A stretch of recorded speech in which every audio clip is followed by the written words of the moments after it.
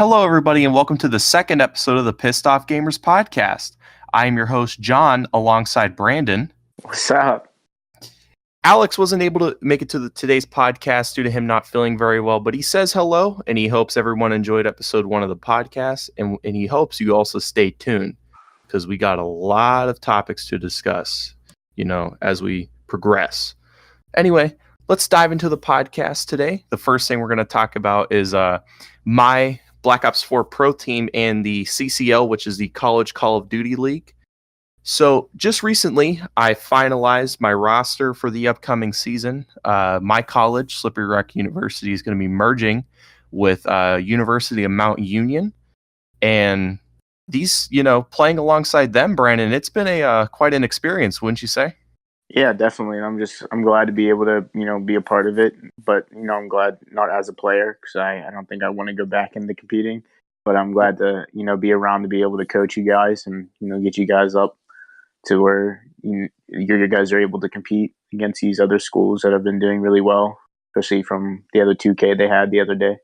Oh, yeah. It was a very different, play style, go scrimming yesterday against East Carolina University, with it being our first time actually playing together. Our first map was Hardpoint on Arsenal, and we had a good first push onto the hill, but then after that, we just kind of slowly went downhill because we just kept on getting slayed on, and we gave them the opportunity and chance to get their streaks and just kind of take over the game. And then map 2, which was S&D Hacienda, we just got 6-0'd real quick. We need to discuss some strats and different call-outs and pushes and not to be so aggressive in S&D. But on the third map, on Control, on Gridlock, that was quite a game for us, wouldn't you say, Brandon? Yeah, for sure. It's a good game. Everybody, played well. Just, the other thing they got to work on is communication, and being able to show that you guys are, all working together. But yeah, other than that was definitely probably your guys' best game. Yeah, and that was also our first time playing Control at a competitive level and not getting the chance to really run it in pubs or GBs and stuff like that. Yeah. So that was quite a game for us. I went off that game. I was the main slayer and led the scoreboard. But, we put up a fight. We lost 3-2. We took the first round. It was just kind of back and forth on the rounds, which was pretty good.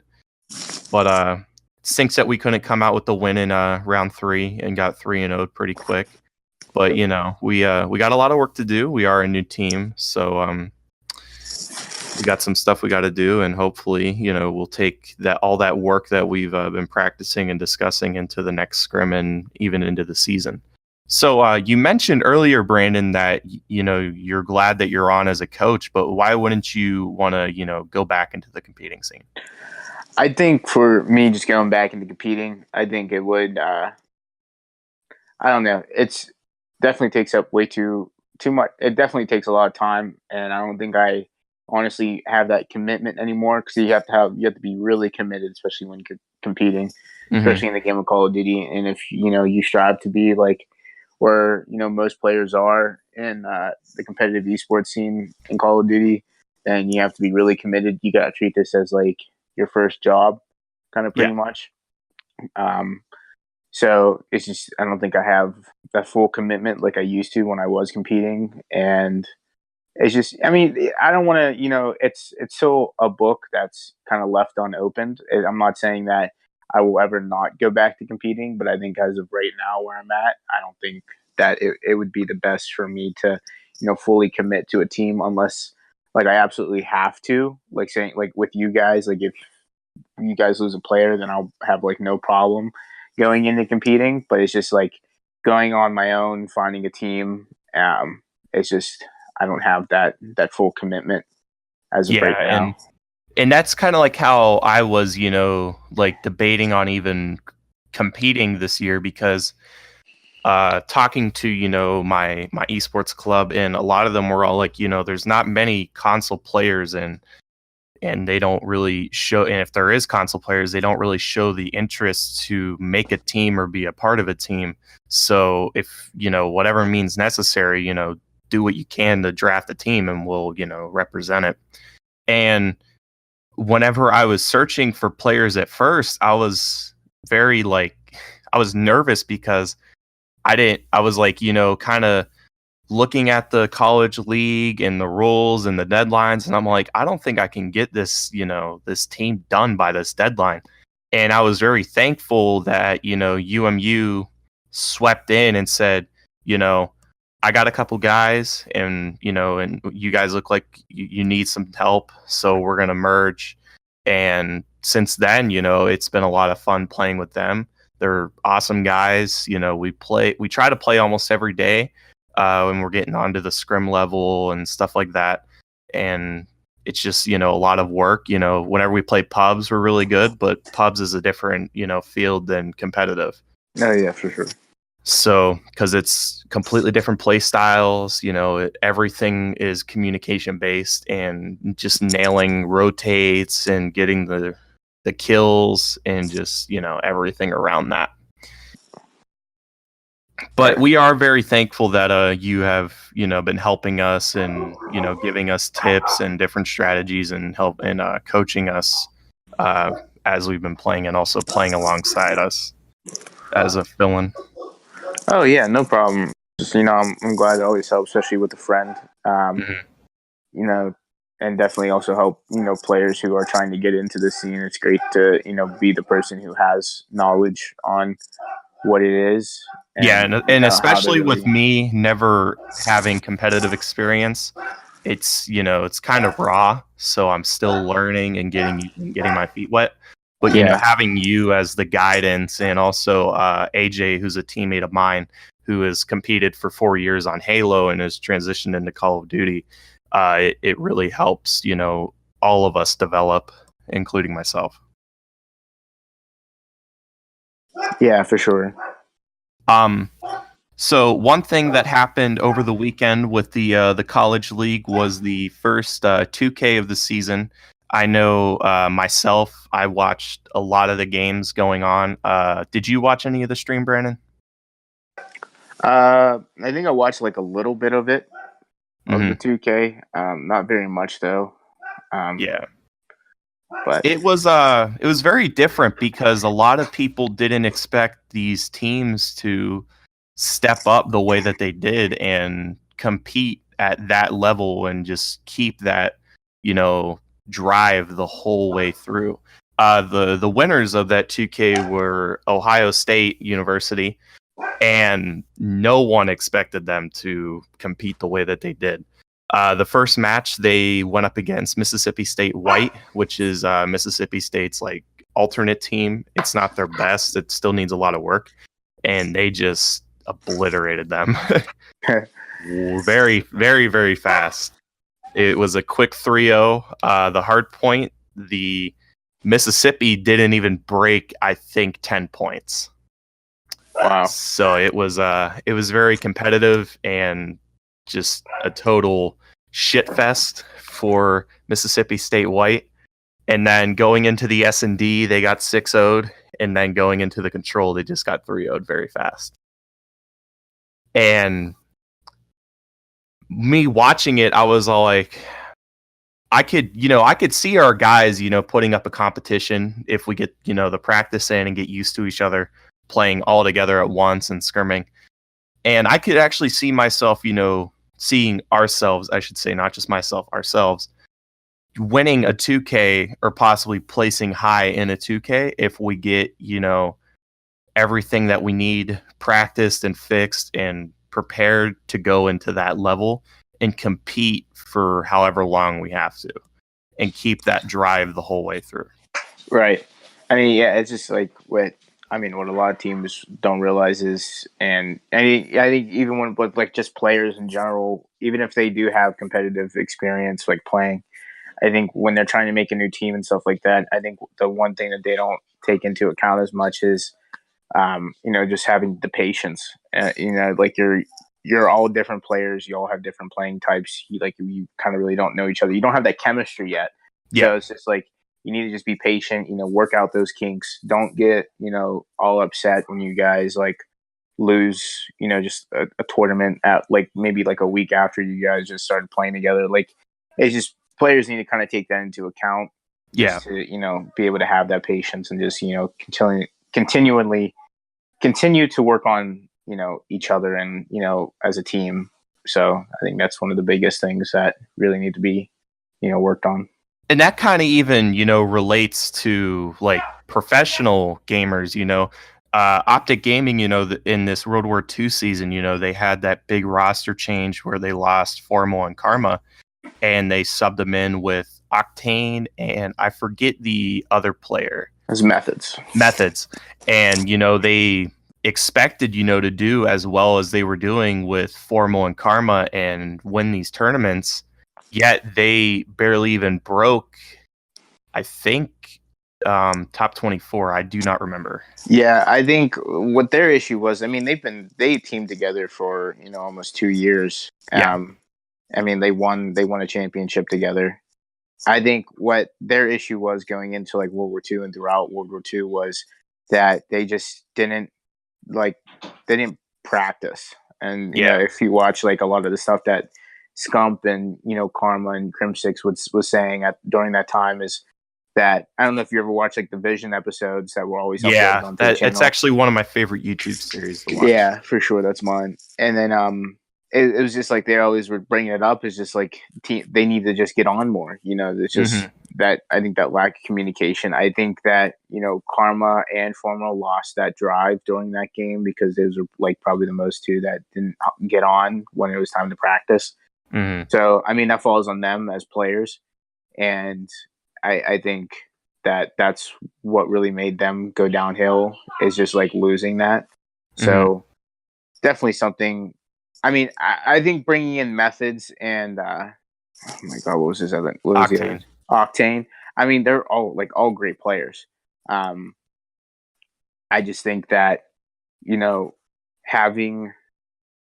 I think it was just too late into the season that them making that move. I wonder what the team would have been like now if they still kept Octane and methods and then added that fifth player going into this game. I wonder what would have shaped out.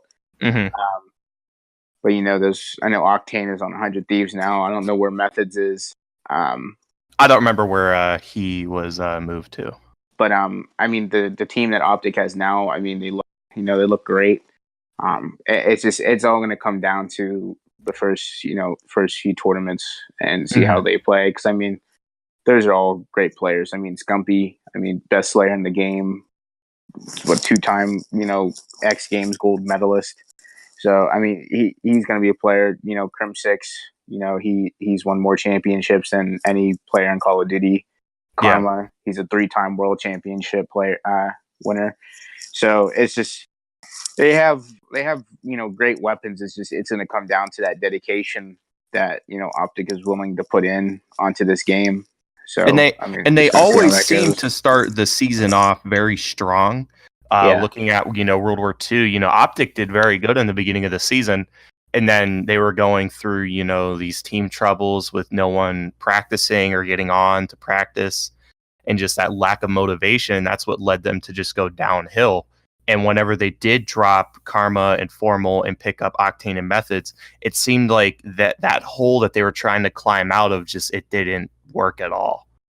Yeah, and I'm sure like. It just didn't. I think even they knew that they weren't really going to do well in the couple tournaments after they picked up Methods and Octane. But it was just like if they would have continued to, maybe keep those players. I don't know what the behind the scenes thing was with them for dropping those two, but I mean, I'm sure there was a reason. There's always a reason for that. Yeah. But I don't know what it was, but I know it's just like that team itself was, they were great. I don't know if because I remember Scumpy in a video he was in with Nade Shot, and he was like talking about, why I think he talked about why that team wasn't working was because, Octane and Crim6 kind of had like the same playing style. Yeah, and with how World War II was, it wouldn't have worked. Yeah, and then was it? I think then they brought up something about methods. I might have to watch the video again about it, but I just know that Scumpy said that it just wasn't working, and he said that was kind of like his issue that he was having with Nate Shot's team, because they picked up methods and they kind of had a couple players that on 100 Thieves that kind of had the same playing style. So that was something they really had to, look out for, and, might have to, see that as not like a huge problem, but as like an issue that might come up certain times when they're competing. But I mean, all in due time. I mean, I'm hoping that, Optic really, works out their shit and definitely, comes out strong in the next couple of tournaments. Yeah. And definitely can, win another championship. But I mean, it's just we just gotta wait and see. Yeah. And I want to go back to, the scrim that we had last night and watching, how we all played, because in Black Ops 4, it seems like the big thing now is more assault rifles over SMGs. But whenever you look at World War II, it was more SMGs over ARs. Right. Because almost everybody, on our team and East Carolina University was running at least 2 Maddox, 1 ICR. It was actually 2 to 3 Maddoxes and then 1 SMG. Yeah. So it's a lot more, high-powered weapons versus, the fast mobility and quick killing weapons. Yeah. Because, watching how players played in World War II, it was just, a lot of the PPSH, a little bit of the bar, and that was about it. Like, it was nothing really big. Yeah. It was mostly just SMG driven with the bar in that rotation. Yeah, and I think like I feel like with the Black Ops games, they've always been like kind of this way. It's like there's always like 1 AR, and then a lot of the other players end up running like an SMG. I feel like with this game, kind of like how the maps are, especially with the control map that you guys played on in the scrim. Yeah, I feel like Gridlock. it's kind of like in certain spots of the map, it can be like either like mid to close range gunfights. So it's just like, especially with the Maddox, I feel like that gun can really dominate, especially in like a close to mid gunfight. Yeah. It kind of sucks though that like you're kind of going to get outpowered by like an SMG when you have like a Vapor and the other guy has, the Maddox. The Maddox isn't an SMG. That's considered an SMG, right? What's that? The Maddox? Yeah. The Maddox is considered an AR. Oh. And it's the last AR you unlock. So it's just like then kind of just block out everything I just said. Then I guess like with the Maddox, then it's just like it's just a really strong gun. And it's it is very strong. The mobility around it, the way you're able to like kind of whip that gun into when you're in gunfights. I mean, it definitely feels like an SMG. But it feels like an SMG, but it has the power of an assault rifle. Yeah. So that's how I could describe it. Yeah. Because it has, the fire rate of, an SMG, but it has, that power to just kill like an AR. Yeah. And it's become a very competitive driven weapon, because whenever, the game first came out and a lot of players in the league were talking, they were thinking, oh, the Vapor is going to be a big thing in competitive. I haven't seen really anybody run the Vapor in competitive. Yeah.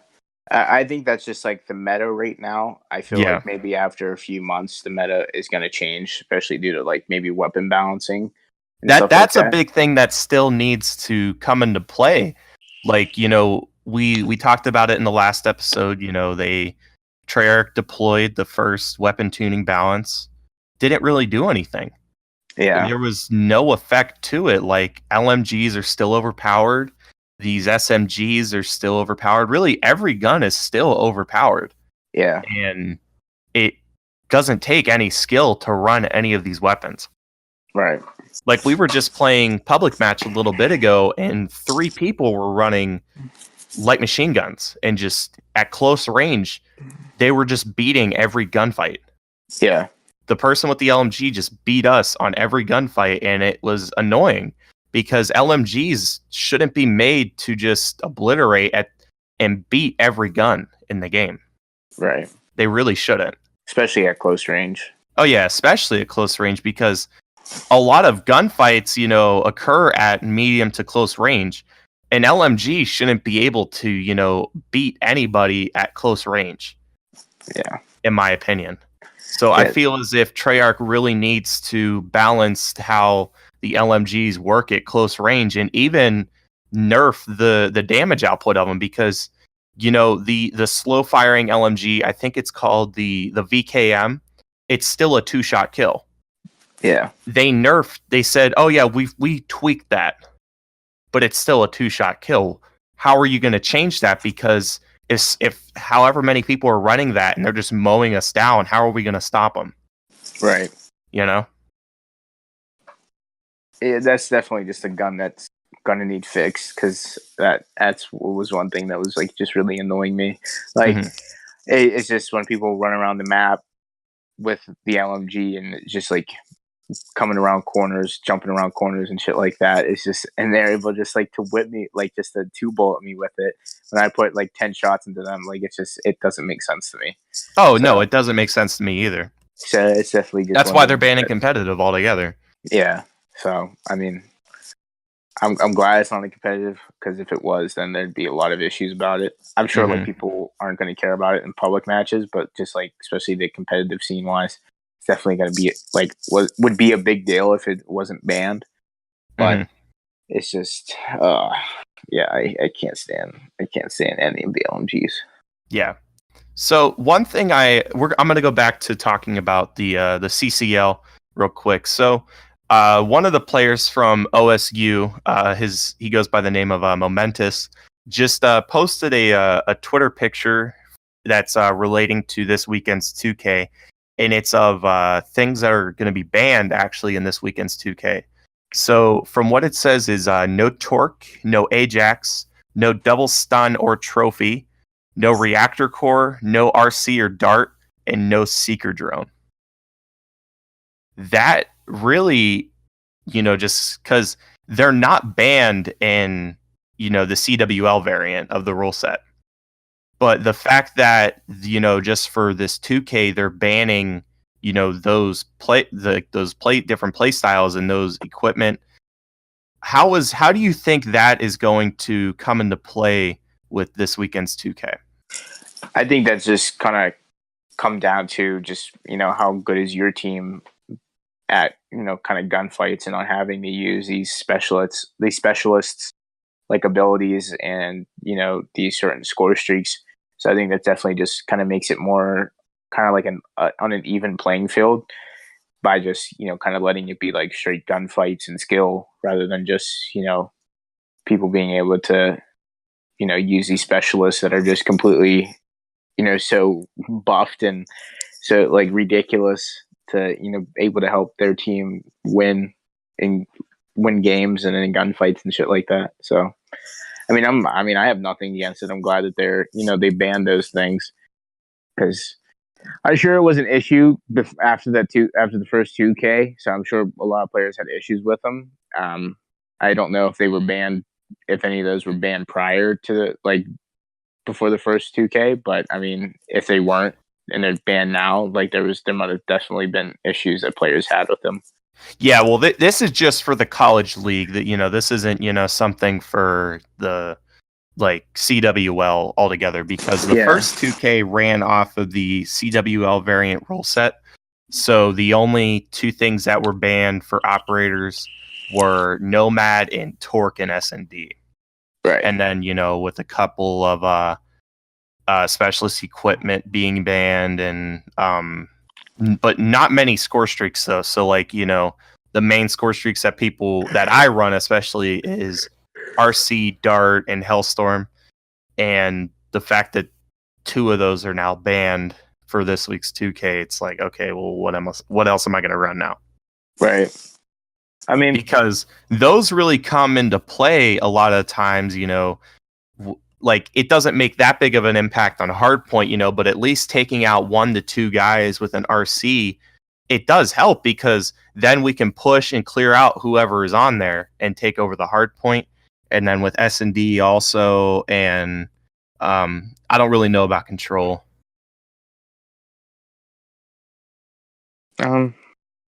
I mean, I think it's just like I said again. Like I'm happy that because I've always been kind of like a just straightforward, gunfight kind of guy.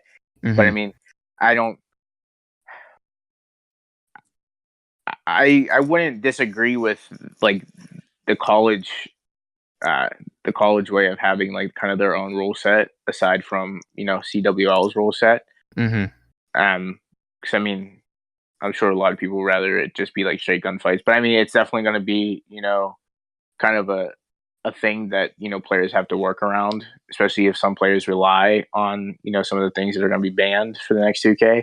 So, I mean, it's just something that they're going to have to work around. There's nothing they can do about it. So, I mean, it's definitely going to be kind of interesting to see how, some players adjust to, not having those things that are banned and seeing how they just do. So, Yeah. I mean, The honestly, that's just going to show like what players are good in gunfights and which are not. Like what teams are good at pushing and hmm breaking kills Yeah. and all this other kind of stuff. So, I mean, we'll see. It's going to be interesting. One player from Liberty University pointed out that if this list were to be used, that the only specialist equipment that would be allowed is cluster, assault pack, and grapple gun. But then that player from OSU, Momentous, said, "Yeah, but there's also Grav Slam, War Machine, Tac 5, Purifier, Annihilator, all just free kills." I mean, So it seems like there is a lot of controversy over that list, but it could be changed though. I would to me is like I don't understand like the big deal of having like the annihilator, like the fire, like the flamethrower. I think the only things that I fucking hate about him is like kind of how you can have like two of these specialists with one person, like one with one of the specialists, like you have two of them. Like you have your flamethrower, and then you have that like that radiation thing. Like I don't like that. Like if it was Yeah. just how it was in Black Ops 3, just having the flamethrower, or hmm just like Or the shock or the heat wave. yeah, it's just like that would have been fine for me. But allowing players to have both of them without like having to pick one over the other, I think that's like kind of why it's such a big issue in this game. But if it was just one or the other, then there wouldn't be an issue. But Hmm. it's just like I wish that we were able to ban certain ones from like characters. 'Cause that's how it was in Black Ops 3. Like if there was some specialists where you were allowed. I think there was one with like the Seraph where you were allowed to ban like the Annihilator, so like you could use the other one, or if you were allowed to ban like I forget what else she had, but then you were allowed to use the Annihilator. So it's just like I wish there were kind of like we were able to do that, but the fact that players can have both of them at the same time is I don't like at all. Yeah. It's really promoted different play styles and kind of noobish players in public match, especially Oh yeah, for sure. because you just have, because the reactor core, in my opinion, is ridiculous with the range on it and it having the abilities to just go through walls and just radiate whatever area you are sitting in. Yeah, It's, in my point, I can't talk. In my opinion, ridiculous yeah. I definitely don't like it. because the heat wave, I'm pretty sure back in Black Ops 3 didn't work, through walls. It was just in an open area and it just went through. Yeah, Like it didn't work like how it does now in Black Ops 4 where it just radiates through walls and DPS is the living shit out of you and just kills you instantly. yeah, It's, in my opinion, ridiculous. And that's really the only thing good on Purifier. Like the Purifier isn't bad, but it's a longer time to kill now than it was before. right. Because now you have to hold it down way longer in order to get a kill. Yeah, Because you can survive it now, but like back in Black Ops 3, all you had to do was just tap them. Which I'm not mad, that it's a longer time to kill, but it does get annoying whenever you are playing competitively or public match and you're trying to clear points and the range on it is terrible now and it takes longer to kill people and you're just getting shot at like crazy. yeah. Well, do you think like if players continue to have these like uh like kind of issues with all these specialists? Do you see them kind of just banning specialists altogether and only just being able to use like the certain like characters? To be honest, I wouldn't doubt it. That's how it is for GBs. Specialist equipment and the specialist weaponry is banned altogether for game battles. Yeah, But we really just have to see how it goes for, the first actual event. yeah. So I can't really say. But, So you, playing off of, the scrim yesterday, the specialist weaponry wasn't that bad besides battery. yeah, Because battery, if you know how to use battery, which I'm practicing and trying to get better with battery, she really comes into play because she can just wipe out hard points or whoever is there. She can right, just wipe them out because she's a lot different now compared to Black Ops 3, where whatever you shot from her grenade launcher, it detonated instantly and it disbanded those little cluster grenades. yeah, Now it's like what right as you shoot it, it banks and then detonates. yeah, So it's like you have to nail the bank first if you're trying to get in from somewhere. That way it detonates on impact. That's what right. I was practicing today while we were in pubs. Gotcha. So I mean, like with S&D, like I've always, especially in Black Ops 3, like I always use Seraph. So it's like Hmm. I've always been like kind of like kind of just gunfight kind of guy. I never relied on my specialist because I mean, if you're playing a Seraph, like it takes like basically till the end of the game to end up getting her Annihilator. But Yeah, so it, depending on how much you slay, yeah. yeah, so it was just like me just kind of gunfights. I never not really relying on specialists. I mean that's never been an issue to me. But I mean, I'm sure it's just there's always going to be stuff people don't like. So it's Hmm. like even if they were to take away all the specialists, there's going to be issues with it. But it's like if they were to take all the specialists away, it's not like this is the first game where they don't have specialists. Yeah. So I mean, people are just gonna again, it's just that thing that it's gonna even out that playing field of who's better versus like who's complete shit. So Hmm. I mean, people are just gonna have to deal with what's given to them. If I mean, it's kind of cutthroat. Like if you don't fucking like it, then don't play it. Like Yeah. that's just how it is. Or like Like I if you don't very like it, much don't play it. enjoyed, not having the specialists in World War II. Yeah, I thought World War II was a great game, but it couldn't, fulfill, the fans and hold out until the next game. That's why so many people dropped it. I think what the issue was with World War II was just like it. Again, it was that first game that after 3 years of having like exosuits and jump packs, Hmm. that was their first game that was just back to boots on the ground. Yeah. Was it the best that it could have been? No. No. But was it the right game to kind of get back into the groove of boots on the Yes. ground? Like, yeah, to an extent. I mean, Hmm. I've never been a big person on like World War games. Maybe besides just like, I honestly I can tell you maybe besides World at War, Hmm. but like I think because before that there was never really like a futuristic like game that we saw like after maybe like Black Ops 2 and then into AW and shit like that. So it was just like it was kind of weird to see like a whole like kind of throwback to that, and then Hmm. it was just there were issues of the game. It was good. Was it the best they could have done? No, It but could have been better. was it a good adjustment to kind of getting back into the boots on the ground? Yeah, but Hmm. I think with Black Ops 4, I mean, it's definitely a game that people are able to adjust to a lot better with boots on the ground. It's just like Yeah. people's only issue is just like the specialists and like the weapons. So Yeah. So here I have a question. Say if Black Ops 4, released before World War II and it being boots on the ground, how do you think the fans would, receive it? um it's a tough question. Um I'm I'm sure it would honestly still would have done better than what we got for World War II Hmm. because I mean it's a Treyarch game. Yeah. Um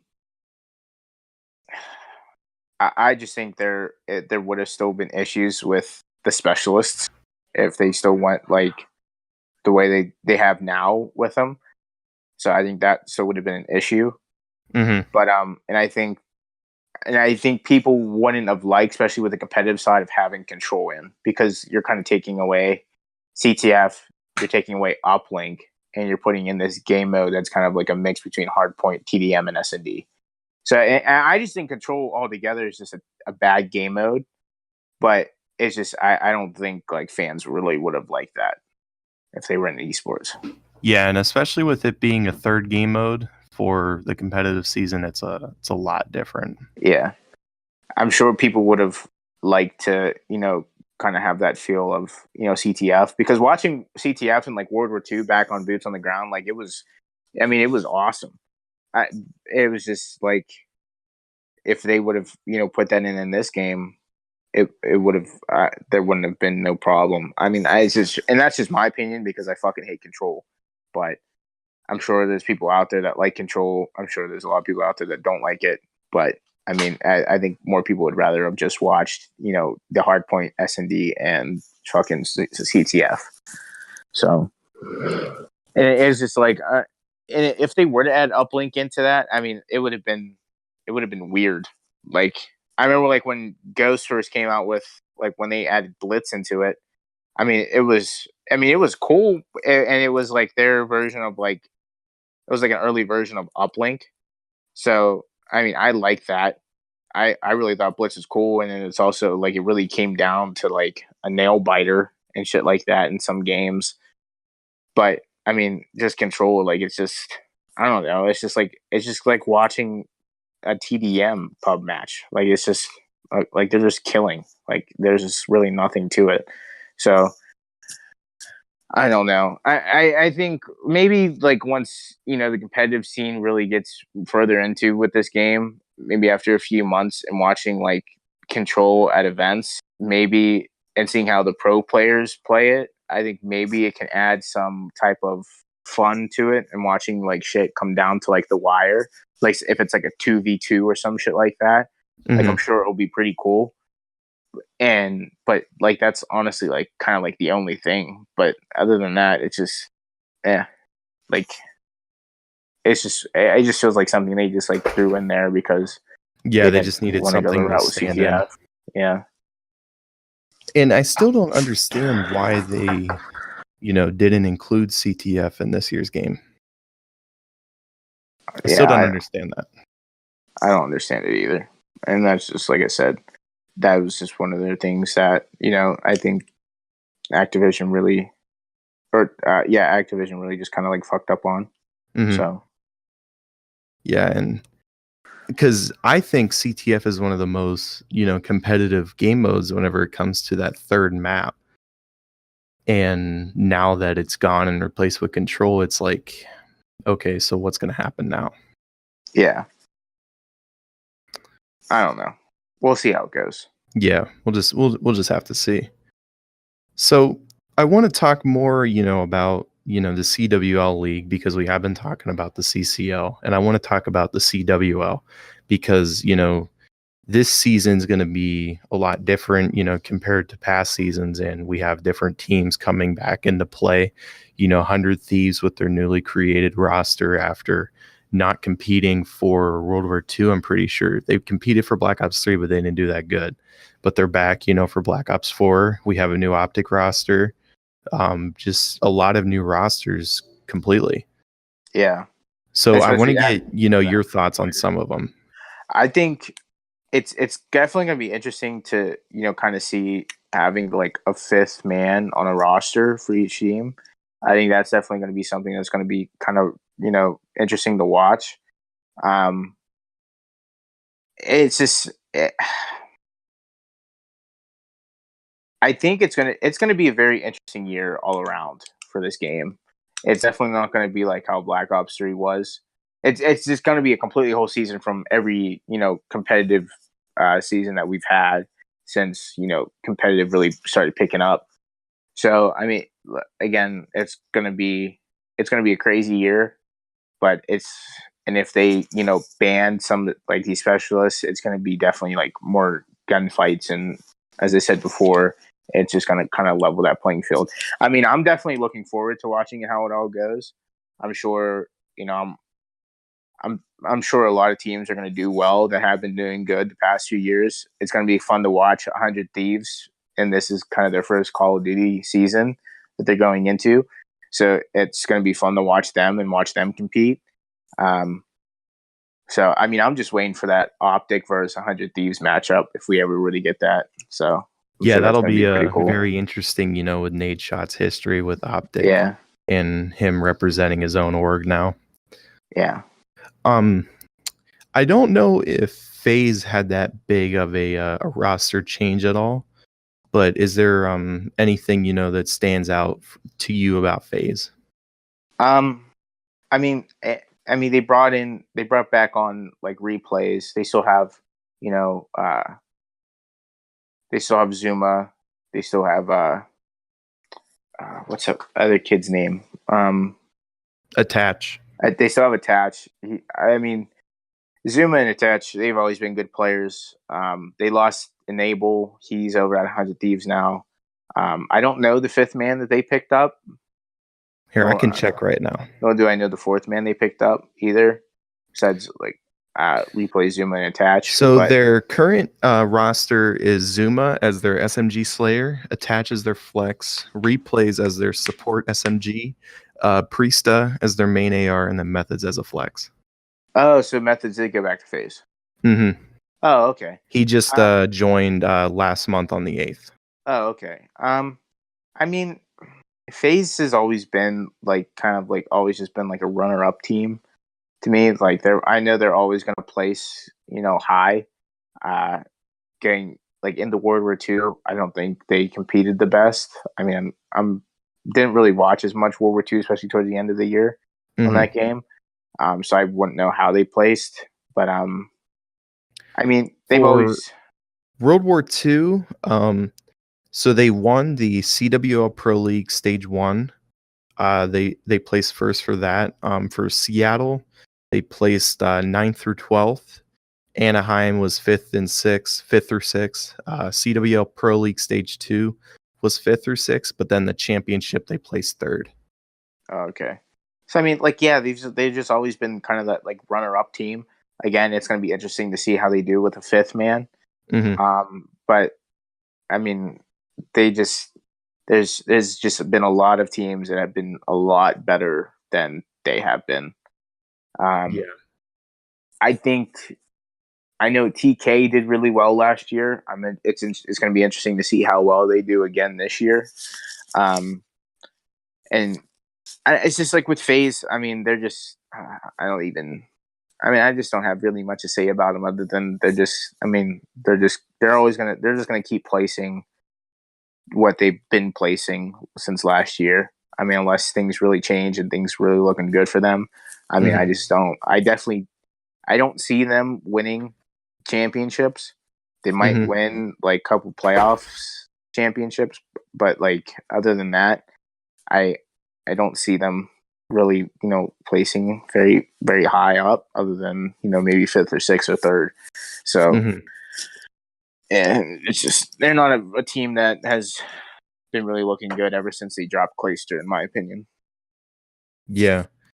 What about this, Envy, because they have a new roster now because 4 of their players left or were either dropped. So now they have Huke as their SMG Slayer, Aches as their Flex, Apathy as their SMG Slayer, Assault as their main AR, and then Silly as a support SMG. I think that team's going to be really good. Especially, I'm happy that Huke is coming back into Call of Duty. Yeah, he's not playing Halo anymore. Yeah, he did really well over on the Halo team for the Envious. He did very well. Aches has always been that very, kind of consistent player. Apathy, I mean, that dude, listen, I mean, his wife follows me on Instagram.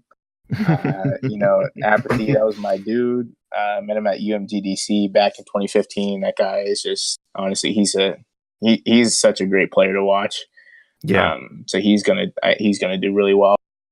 I mean, I think that team has definitely a bright future for this season. Hopefully, they can stick together and not have very many issues. I don't think they will. I think the only person you kind of really have to watch out for on that squad, it might be Aches, because I know how his ego can get. Mhm. But I mean, I think that squad will, do really well. Definitely better than FaZe for sure.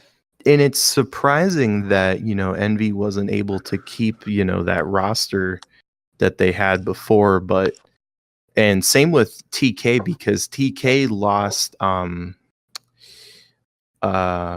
they lost Kenny, and Kenny went to 100 Thieves. And right now TK doesn't have a roster at all. Oh, they don't? Nope. Oh, I didn't know that. I mean, I think with any of the players that are available at this point, I mean, TK is just, it might end up just going back to that squad that just hasn't really never competed. I mean, TK was definitely that like kind of squad to watch last season because they won a good amount of championships. They did. But Same with Rise. Yeah, but I mean, before that, I mean, TK was just TK would be like what I'm talking about FaZe right now. Like they would kind of always. I mean, back in Ghost, their best placement they had was the X Games, and that was second. Mm-hmm. So, I mean, it just I don't know. So, and it's disappointing to see that Rise Nation is now disbanded after the season that they had with World War II, placing first in 2 events, which was CWL Seattle and Anaheim, and placing second in Pro League Stage 2. I think with Rise, what they never had an issue with their players. If I'm talking about the right organization, because Clayster used to play for them, right? I can check. If I'm thinking about the same right organization, was it? No, I can't remember if it was the right organization or not. But if it is, then I hear there's like a lot of issues, like management wise, within that organization that they have issues with. So I think that's why a lot of Call of Duty players don't want to be with them. So yeah, I'm not seeing Clayster on the Rise Nation, past players. I can't remember what he played for on then. Here, I could look. He played with Zuma. He played with some of the players that did end up on Rise. But I mean, talking about Clayster, since we're on like this topic and we're trying to figure it out, I mean, he's still on EU, if I'm correct. Mm-hmm. Yeah, he was signed until 2022. Oh, okay. I mean, that organization, they're a great team. They're definitely. I think they're definitely going to be a squad to watch out for because I mean, all those players on that team are very consistent. So I'm glad to watch them and see how they do. Yeah, and they made 2 adjustments recently with the addition of JCap as their flex and ABZ as just a player. Okay. So yeah, I mean, adding JCap in, I mean, I think that team will really do well. I mean, JCap is a really great player. He is a very good player. Having like Clayster and JCap on like the same team, I mean, I'm pretty sure they're going to be kind of dominant together. So, Trying to think of other teams, that we could see, this year most likely making a statement or newly created teams.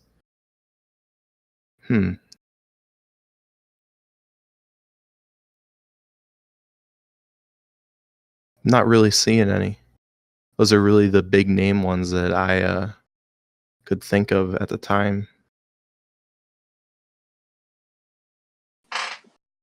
We have a new Evil Genesis roster with Philo as just, they're all players. So Philo, Hunhar, I don't know how to say that. Lacefield, Royalty, and Saints. They were just all acquired last month. I don't think that team is going to do very well, to be honest with you.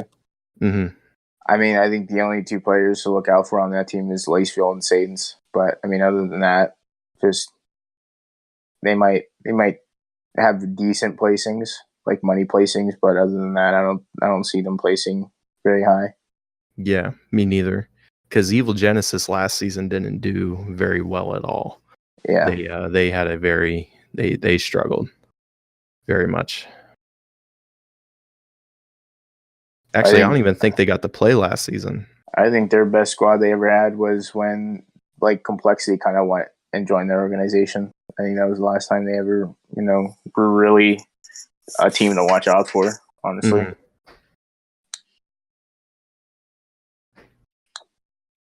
Yeah, because I'm not really seeing anything else.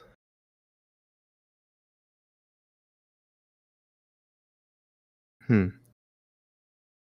wonder if there's a Luminosity roster, or if they're done now. Oh yeah, Luminosity. I forgot about them. So Luminosity is still kind of the same roster with the addition of Gunless and Classic as their flex players. How do you think they will? So it's Slacked as the support SMG, John as their SMG Slayer, Formal as their AR Slayer, Gunless as a flex, and Classic as a flex. How do you think they can do this season with that roster? I think they're going to do really well. I don't think I mean, for me, I think they would place better than Evil Geniuses. I don't see him and definitely probably against FaZe. But again, I think that's another roster that might place like maybe like 4th or 5th in events.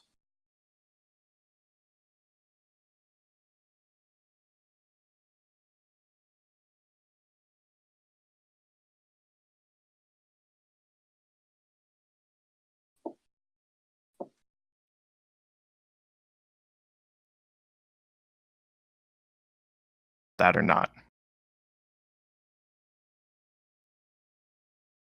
I'm sorry, what did you say? Oh, so with I feel as if with how Luminosity season went last year with Formal joining the team, they didn't really get to do much.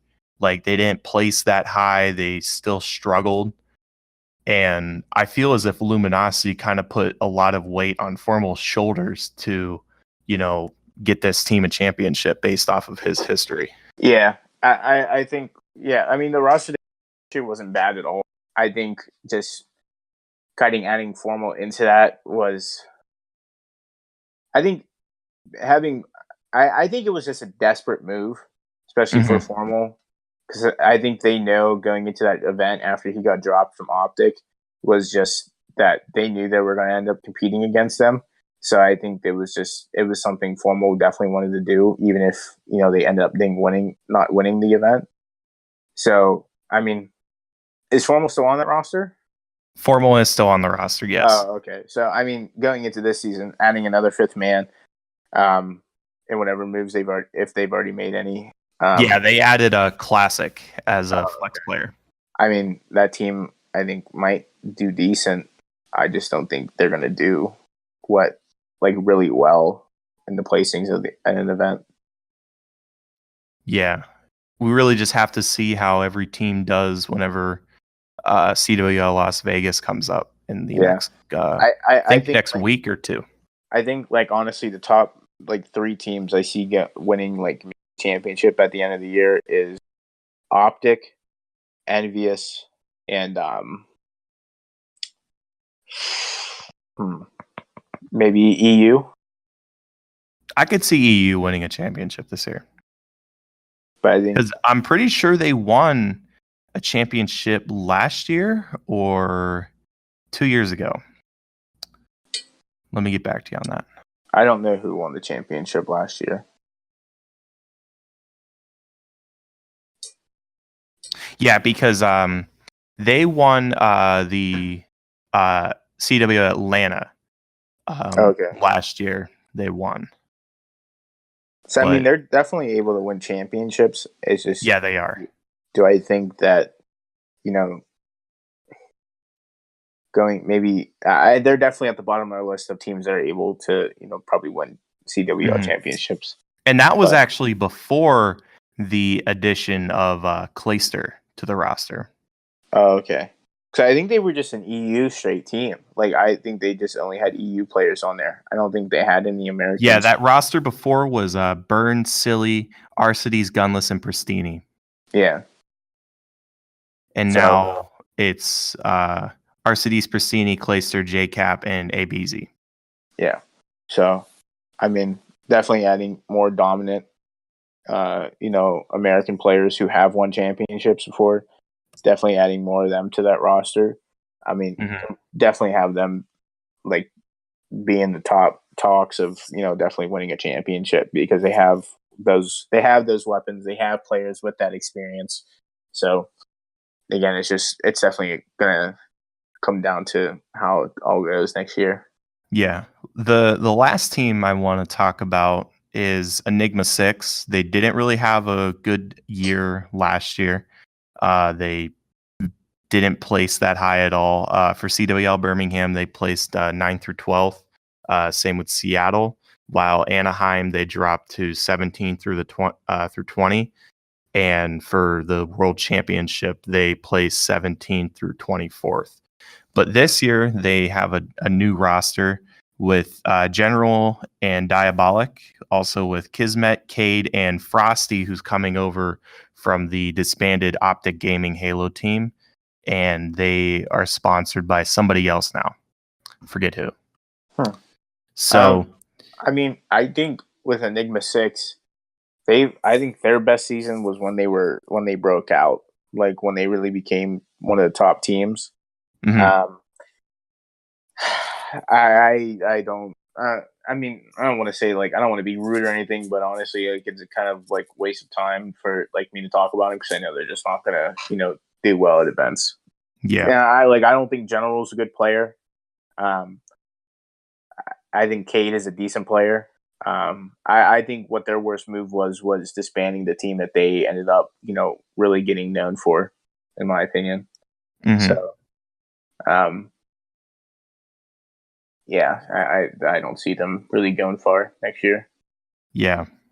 And the only why General is on because he's the one that created it. So Yeah. but And he seemed to, kind of helped pick who is going to be on the team because the other 4 players are all added on the same day, October 11th of this year. So it's a mostly new roster. yeah. Any other teams that you can think of that, we could talk about for the upcoming season? Or do we discuss, a lot of the big name ones? I think we really kind of want the ones that kind of have been in the scene for quite some time, have made some noise around the league. But I mean, there's to me right now, I don't think there's any other team to really discuss over besides the teams we already talked about. Yeah. So I'm going to skip over a couple things since we've been kind of going on for a little while with Call of Duty. So to switch it up, we're going to discuss Fortnite as we usually do. The Fortnite Mares is finally over. So there's no more zombies running around the map and trying to just obliterate you while you're in gunfights. Thank the fucking Lord. And another cool thing that just happened recently is actually the destruction of the floating cube at Loot Lake. Yep. I was watching videos about it. Looked like people were like going like they died and they were like traveling like to the tunnel of light or something like that. Like it's just like what it looked like to me. So I mean it's honestly pretty cool how they did that. Yeah. Did it do like anything with the map with the destruction? I don't think so, other than that the cube was just destroyed. So I mean I'm sure they're definitely working on something else. But yeah, I mean, it really didn't do anything to the map as it is right now. So, because the cube was really, something that played a big part throughout the past season or two. Yeah, I remember still going back. Like I just always still remember watching like the Comet in the sky and shit like that. And when it finally like crashed down. Yeah, over at Dusty. Yeah, so it was just like it's been like a really cool thing to see. I remember when the cube came into the game, watching that. Um, so I mean, there's definitely something big coming. But Oh yeah, without a doubt.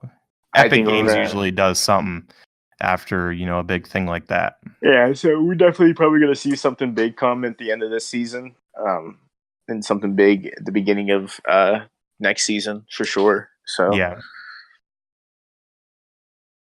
I'm actually, this season so far it's been very interesting with the different, mini events that have gone on and different um timed events that they've also done, with the Fortnite mares and just the Halloween themed events. But what else could they do for this season? Because a lot of this season is based around it's just Halloween. I mean, I think you're definitely just gonna see a lot of like seasonal stuff. I did see that they are now introducing like NFL skins Yeah, in. that's going to be a partnership they're doing. They drop Yeah. on the 9th, so So Friday. they're gonna do like a lot of seasonal stuff. So I'm sure we're gonna see stuff. I mean, maybe they'll do something for Thanksgiving. Definitely something for Christmas. Hmm. Um, so I mean, they're definitely just gonna keep doing their seasonal stuff like they've always been doing.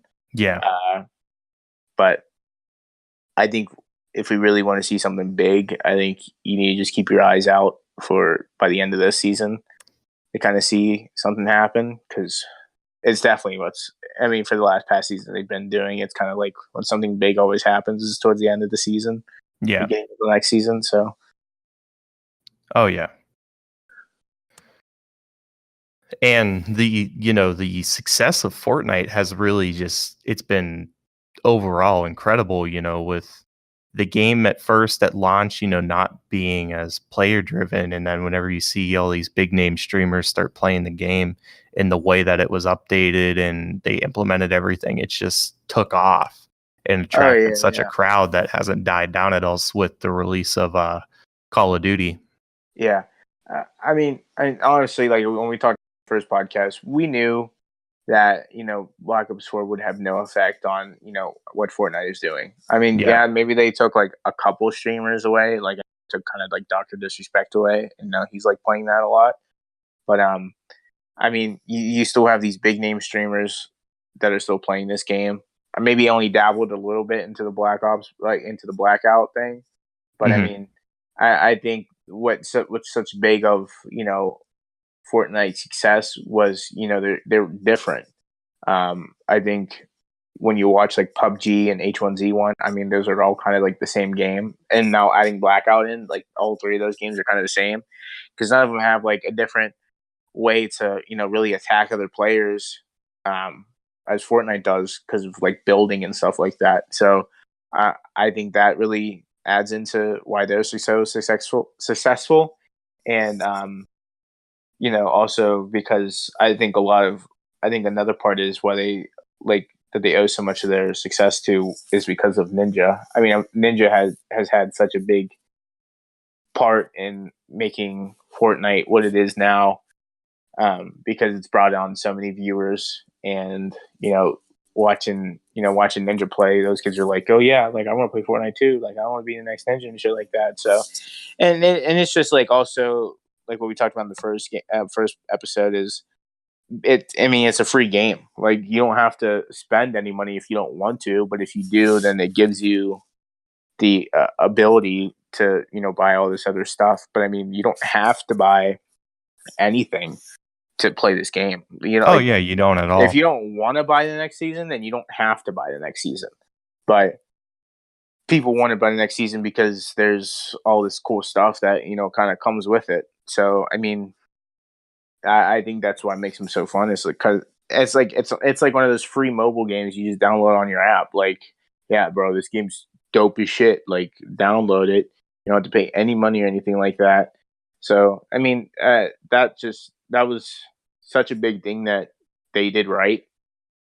So, and I think a lot of other gaming companies really need to kind of bring in that aspect into their Yeah. games, especially if they kind of want something more towards like what Fortnite is Hmm. to make the game free to play and and giving and as, players the ability to buy stuff. yeah, and as we discussed before, the Fortnite has really brought back, that battle royale craze, because we haven't had a battle royale game that has just blown up in how many years since, until Fortnite came out. Yeah. And then even with the drama with PUBG's developer, Player Unknown, trying to sue Epic Games for, copying off of PUBG while losing in that fight because he used Epic Games engine. Well, actually, I think he just dropped it altogether because he knew he wasn't going to win. Yeah.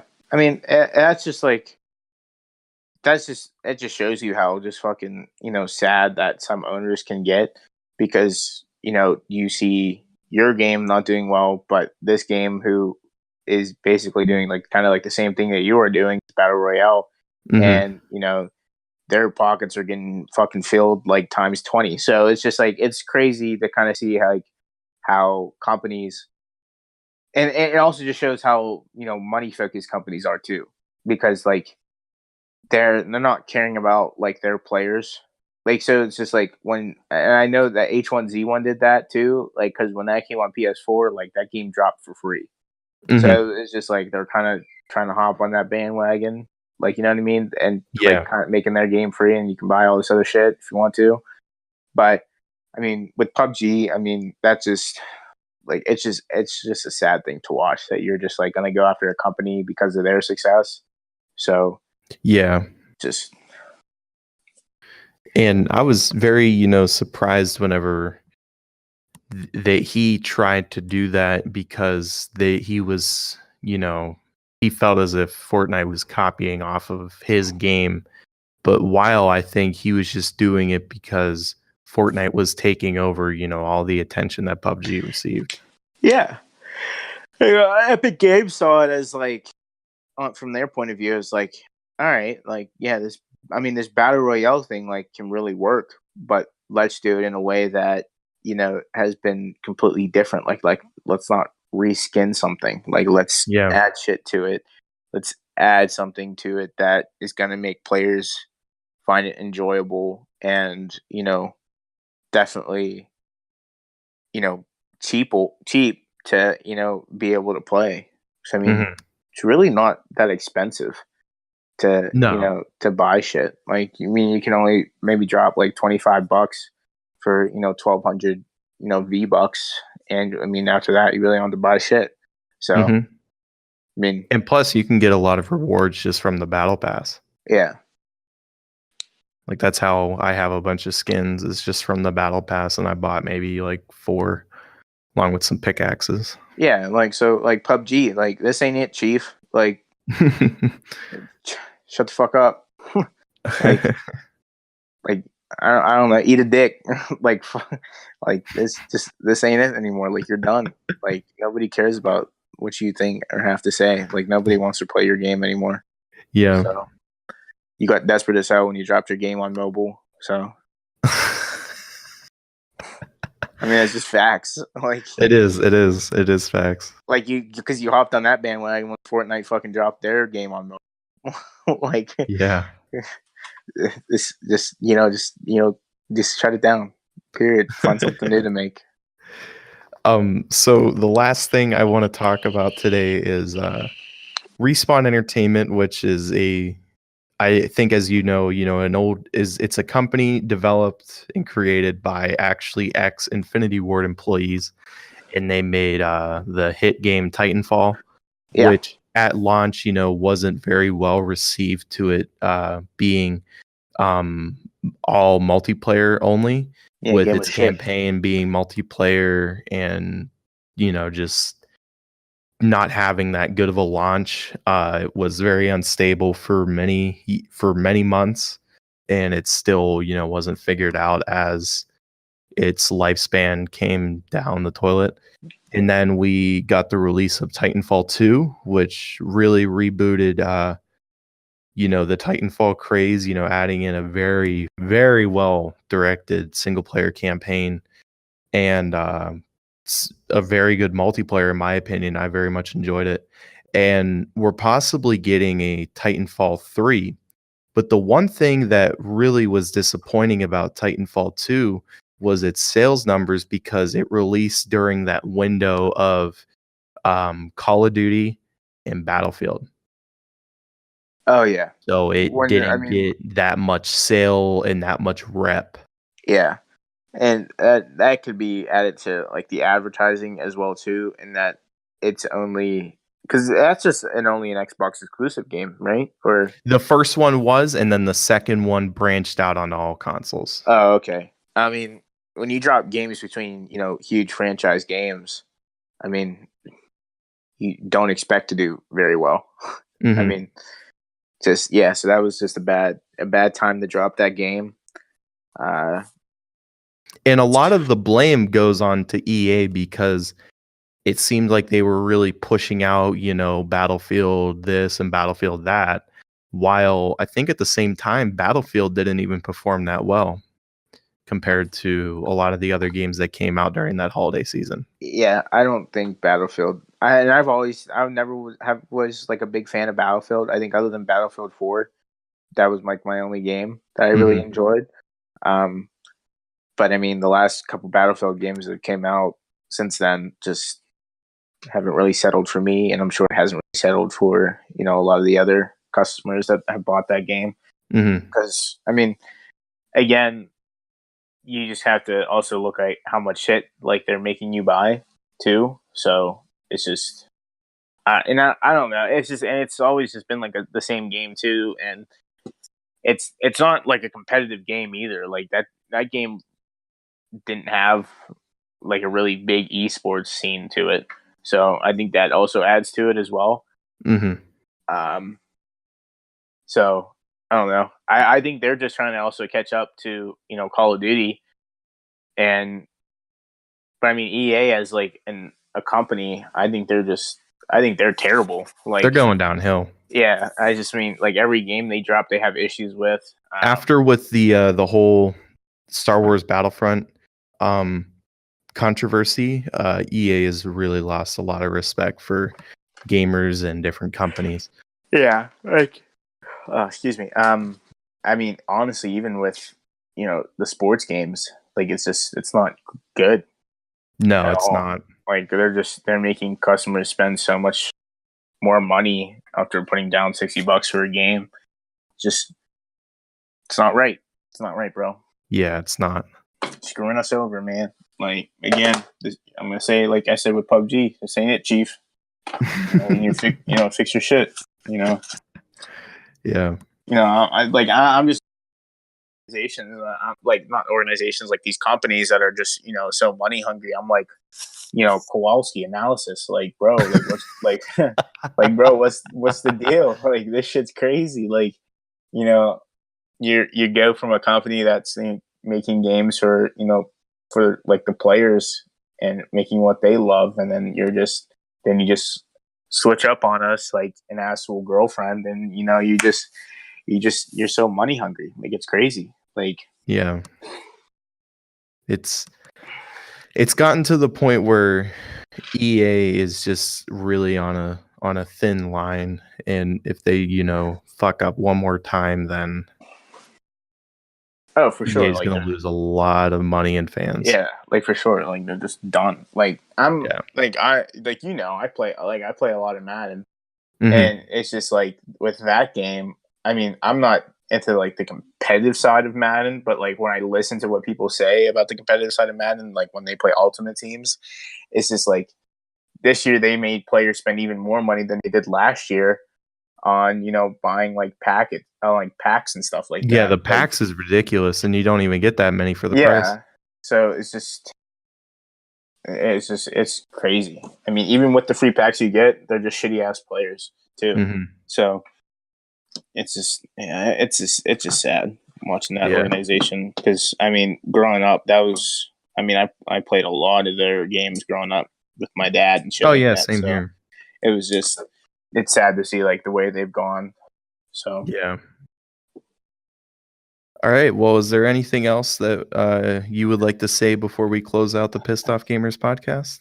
um, you know, uh, want to still, make sure a lot of these viewers. I mean, if you like listening to podcasts, listen, please come listen to us, especially if you like video games as well too. Please, tune in.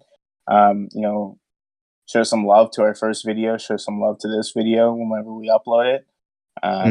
You know, And make sure to leave a comment too, yeah, for the Q&A section. yeah. We didn't Like, have any honestly, comments from the first one, so we weren't yeah, able to do that in this one.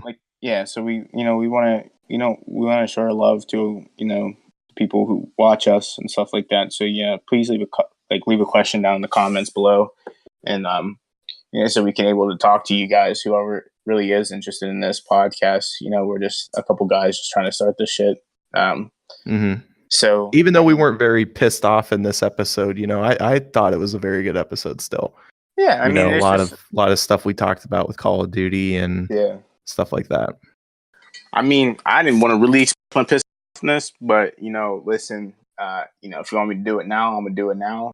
Just for the fuck of it. Vonderhaar, just to close it out. Go ahead. Vonderhaar, like, I'm still watching you, bro. Like, I'm still, I'm gonna say it like I said first episode. Fucking white chocolate covered milk dud head ass. Like, come on, man. Like, fix your shit, bro. I know we didn't really talk about this as much, but like I said in the first episode, I'm gonna talk about you. I don't even care if I'm talking about the Bible. Like, I'm gonna bring you up somehow. So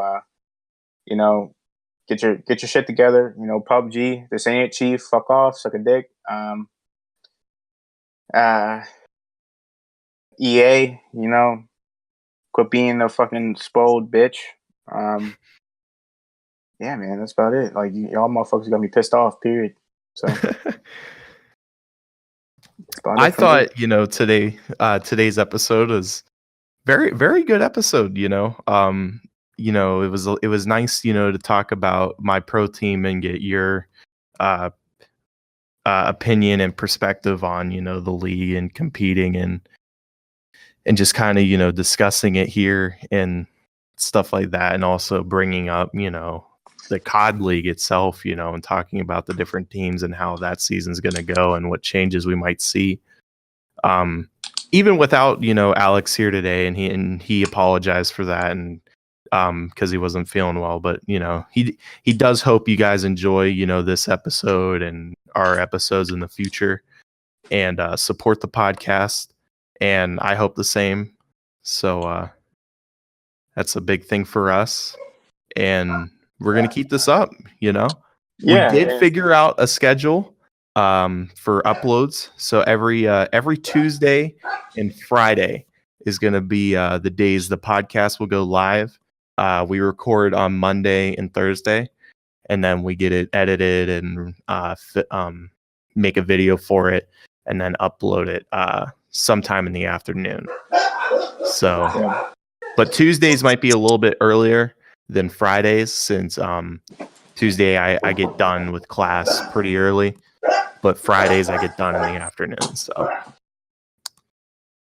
So we'll have it. We'll figure out a time whenever it'll be up. Yeah, but you leave a comment, leave a like, and as I said, first episode, hit thrust that motherfucking like subscribe button. Definitely. So, yeah, man. Definitely. Much love to you guys if you guys do listen. Appreciate that you guys say whoever viewed the first episode. We had an average of like 58 minutes in listening time on that, so I appreciate that a lot. And we had 22 views in total before recording this one. Yeah, so I mean, that was a pretty big confidence booster, to be completely honest, because I didn't expect us to even break like 10 views on it. Yeah, so I mean, as long as like feedback from you guys, and that just makes us feel like we're doing something right. We're gonna keep improving on this as much as we possibly can. But I mean, yeah, man, thank you guys so much for listening. Yeah, thank you guys. So, much love you guys. Appreciate it. So that concludes the Pissed Off Gamers podcast. Stay pissed off, everybody, and we hope to see you in the next episode. Bye-bye. Cue jazz music.